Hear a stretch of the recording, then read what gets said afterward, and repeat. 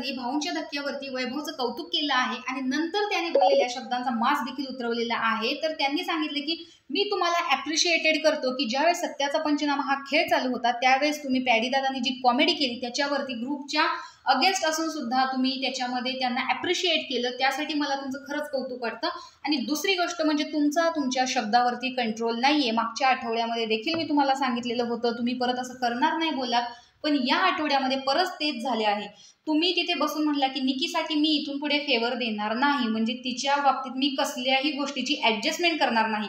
फट्टू आहेत हे सगळे, म्हणजे टीम बीचे सदस्य तुम्हाला सगळे फट्टू वाटतात, तुम्हाला ते बिनकामाचे वाटतात, फालतू लोकांबरोबर तुम्हाला खेळायचं नाहीये असं सुद्धा तुम्हाला म्हणालात। पण काही वेळेच्या अगोदर जर तुम्ही बघितलं मागच्या आठवड्यातच तर तुम्हाला कळलं असेल की तुम्ही त्यांच्याशी लॉयल नव्हतात आणि तरी सुद्धा तुम्हाला त्यांनी वाटतं का की त्यांनी आधी तुम्हाला सांगायला हवं होतं की आमचा ग्रुप पूर्ण तुमच्यावर अवलंबून आहे। अहो तुम्ही खेळलाच नाही त्यांच्या, ते त्यांच्या दमावरतीच खेळलेत आणि फाटक्या तोंडाची झापडींना हा तुमचा शब्द होता आर्यासाठी।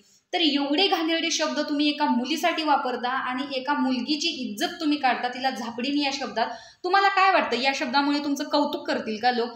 हे शब्द लोकांनी तुमचे ऐकलेत आणि पुन्हा एकदा तुमची लोकांच्या प्रती जी भावना आहे ना की ते मला वोट करतील वाचवतील, तर तुम्ही पुन्हा एकदा प्रेक्षकांच्या नजरेत पडलेला आहात आणि तुम्ही म्हणता की कायम म्हणता मस्ती जिरवतो तुम्हा सगळ्यांना मस्ती आली। तर कशासाठी? म्हणजे ते तर तुम्हाला काहीच बोलत नाही, ते शांत राहून फक्त त्यांचा गेम खेळतात आणि तुम्ही ॲग्रेशनमध्ये त्यांना इतकं बोलता आणि ते शांत राहून सगळा गेम खेळून देत ना। तुम्हाला ॲग्रेशनमध्ये एखादी करन्सी मिळाली, तुमचं एवढं ॲग्रेशन असून देखील तुम्हाला 10,000 सुद्धा करन्सी मिळवता आली नाही आणि त्यांनी शांत राहून सगळा गेम खेळला आणि याच पद्धतीने ते तुम्हाला इन्स्टिगेट करतात आणि तुम्ही इन्स्टिगेट होता।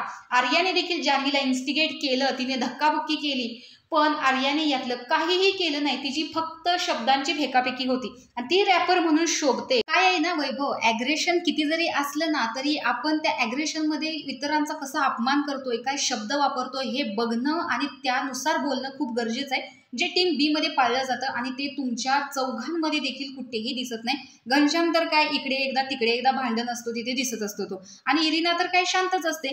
त्यामुळे तुम्ही जास्त वाईट होत चाललेला आहात आणि ते आपला त्यांचा मस्त असा गेम दाखवत आहेत। तर तुम्हाला वैभवला दिलेला हा धक्का कसा वाटलाय कमेंट बॉक्समध्ये नक्की सांगा। अशाच बिग बॉसच्या लाईव्ह अपडेटसाठी आपल्या चॅनलला सबस्क्राईब करा। तोपर्यंत बाय।